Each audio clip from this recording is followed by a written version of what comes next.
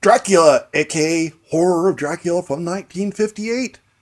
Christopher Lee is Dracula for the first time.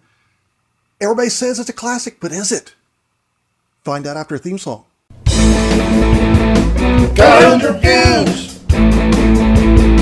Callahan's Reviews! If you want to watch Dracula, aka Horror of Dracula, check the link in the description.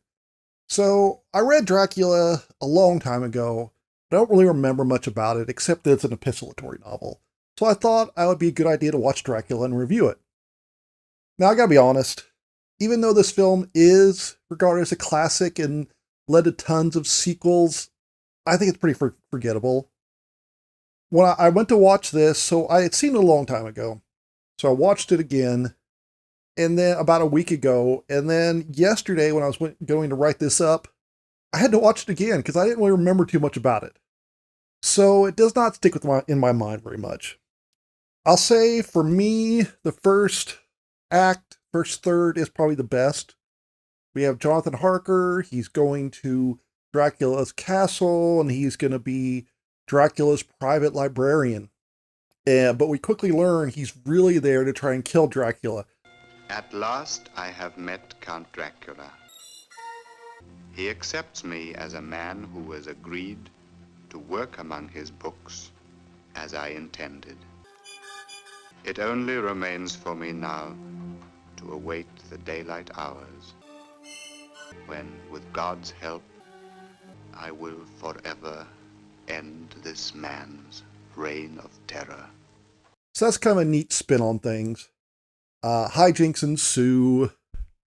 Harker goes missing. Van Helsing comes to town looking for him, and nobody wants to help him. He wrote to me from this address. Not here, sir. But eventually he does get some help and finds the journal that Harker had hidden.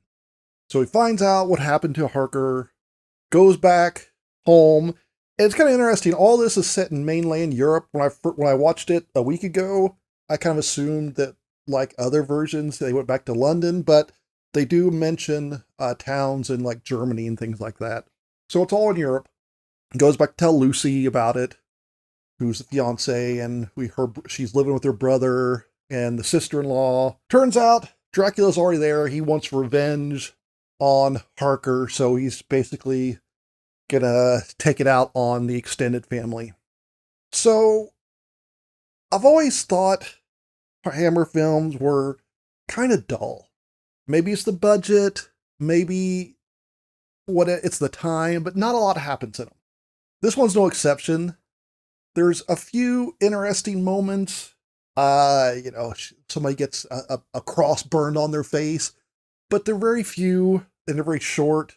They always also seem very sort of reserved and distant, and maybe it's that, British stiff upper lip thing.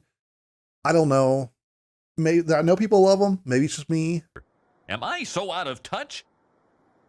No, it's the children who are wrong. But I know people love the Hammer movies. I'm not one of them. I am going to give Dracula, aka Horror of Dracula, 1 thumbs up. It is a classic, but it is also boring. It is pretty dull.